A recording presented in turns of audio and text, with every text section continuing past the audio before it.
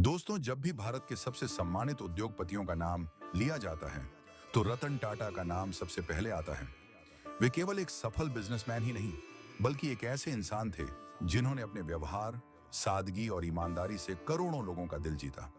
उनकी कहानी हमें सिखाती है कि सच्ची सफलता केवल पैसा कमाने में नहीं, बल्कि लोगों का विश्वास जीतने में होती है। रतन टाटा का जन्म 28 दिसंबर 1937 को मुंबई में हुआ। वे टाटा परिवार में पैदा हुए, लेकिन उनका बचपन आसान नहीं था। जब वे केवल 10 साल के थे, तब उनके माता-पिता अलग हो गए। इसके बाद उनका पालन पोषण उनकी दादी नवाजबाई टाटा ने किया। उन्होंने रतन टाटा को बचपन से ही अनुशासन, ईमानदारी और दूसरों की मदद करने का संस्कार दिया।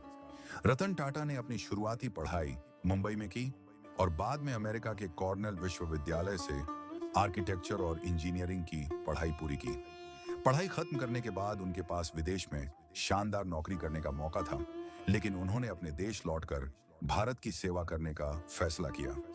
साल 1962 में उन्होंने टाटा समूह में अपने करियर की शुरुआत की, लेकिन उन्होंने कभी अपने परिवार के नाम का फायदा नहीं उठाया।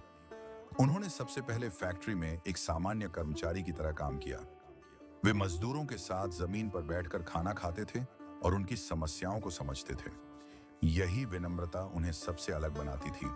1991 में रतन टाटा टाटा समूह के चेयरमैन बने। उस समय कई लोगों को लगा कि वे इतने बड़े समूह को संभाल नहीं पाएंगे, लेकिन उन्होंने आलोचनाओं को अपनी ताकत बनाया और टाटा समूह को नई ऊंचाइयों तक पहुंचाया। उनके नेतृत्व में टाटा समूह ने कई बड़ी कंपनियों का अधिग्रहण किया। टेटली, कोरस और जगुआर लैंड रोवर जैसी अंतरराष्ट्रीय कंपनियों को खरीदकर उन्होंने पूरी दुनिया को दिखा दिया कि भारतीय कंपनियां भी वैश्विक स्तर पर नेतृत्व कर सकती हैं।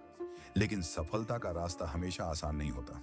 एक समय ऐसा भी आया जब टाटा इंडिका कार बाजार में सफल नहीं हुई। कंपनी को भारी नुकसान हुआ। रतन टाटा ने फैसला किया कि वे इस कारोबार को बेचने के लिए फोर्ड कंपनी से बात करेंगे। कहा जाता है कि उस बैठक में उनका अपमान किया गया। उनसे कहा गया कि यदि कार बनानी नहीं आती तो यह व्यवसाय शुरू ही क्यों किया। यह बात उन्हें बहुत दुख पहुंचा गई, लेकिन उन्होंने हार नहीं मानी।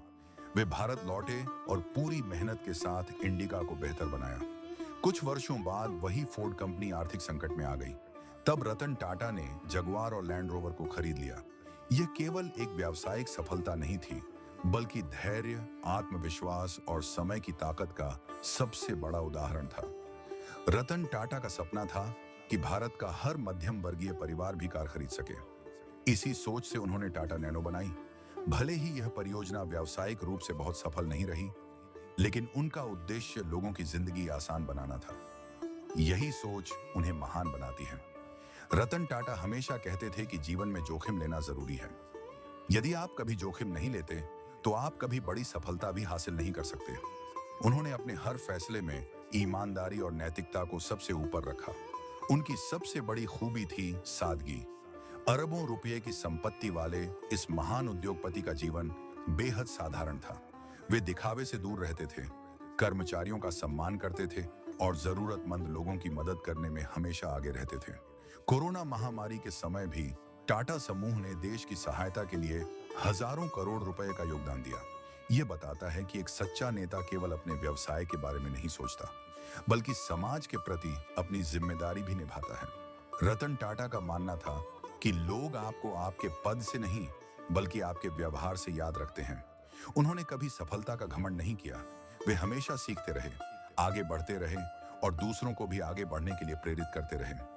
उनके जीवन से हमें कई महत्वपूर्ण सीख मिलती हैं।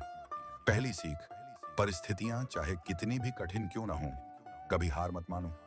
दूसरी सीख, सफलता मिलने के बाद भी विनम्र बने रहो। तीसरी सीख, अपने काम में ईमानदारी और गुणवत्ता को हमेशा प्राथमिकता दो। चौथी सीख, असफलता अंत नहीं, बल्कि नई शुरुआत का अवसर होती है। पांचवी सीख, जीवन का सबसे बड़ा उद्देश्य केवल पैसा कमाना नहीं, बल्कि समाज के लिए कुछ अच्छा करना भी है। दोस्तों, रतन टाटा की कहानी हमें यह विश्वास दिलाती है कि मेहनत, ईमानदारी, धैर्य और अच्छे संस्कार किसी भी इंसान को महान बना सकते हैं। यदि आपके पास बड़ा सपना है और उसे पूरा करने का साहस है, तो दुनिया की कोई भी ताकत आपको सफल होने से नहीं रोक सकती। याद रखिए, सफलता उन्हीं लोगों के कदम चूमती है जो मुश्किलों से डरते नहीं, बल्कि उनका सामना करते हैं। इसलिए आज ही अपने सपनों की ओर पहला कदम बढ़ाइए। मेहनत कीजिए, सीखते रहिए और कभी हार मत मानिए।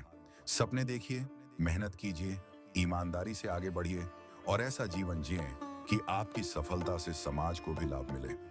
यही रतन टाटा की सबसे बड़ी प्रेरणा है।